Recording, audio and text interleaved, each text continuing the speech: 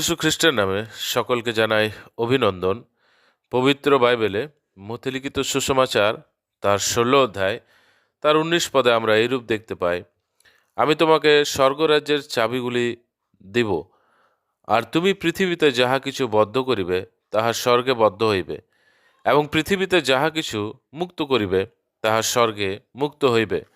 প্রভু যীশু মণ্ডলীর বিষয়ে ও মণ্ডলীর ভিত্তি, রীতি ও সংবিধানকে স্থাপন করার সময় প্রভু পিতরকে বলিলেন, আমি তোমাকে স্বর্গরাজ্যের চাবি দেব।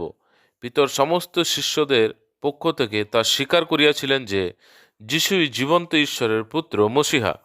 এই অঙ্গীকারের পর প্রভু পিতরকে কহিলেন, আর তা সমস্ত প্রেরিতদের জন্য ছিল, অর্থাৎ প্রভুর বলার অর্থ, শিষ্যরা যা অঙ্গীকার করিয়াছেন সেটি স্বর্গরাজ্যের যাবার চাবি, অর্থাৎ এই চাবি সুসমাচারই। সুসমাচারের দ্বারা পাপের কারণে মানুষের বিফলতা, দুষ্টতা ও আত্মিক পতনকে স্পষ্ট প্রকাশ করা যায়।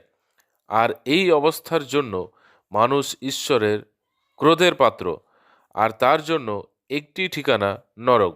সুসমাচারের দ্বারা মানুষের জন্য উদ্ধারের নিমিত্ত প্রভু যীশু সে মহান কার্যকে প্রকাশ করা যায় যা তিনি ক্রুশে পূরণ করিয়াছেন।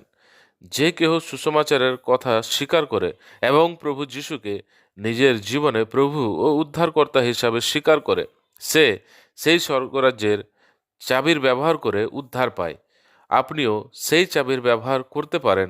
প্রভুর কাছে আপনার জন্য আমাদের এই বিনতি।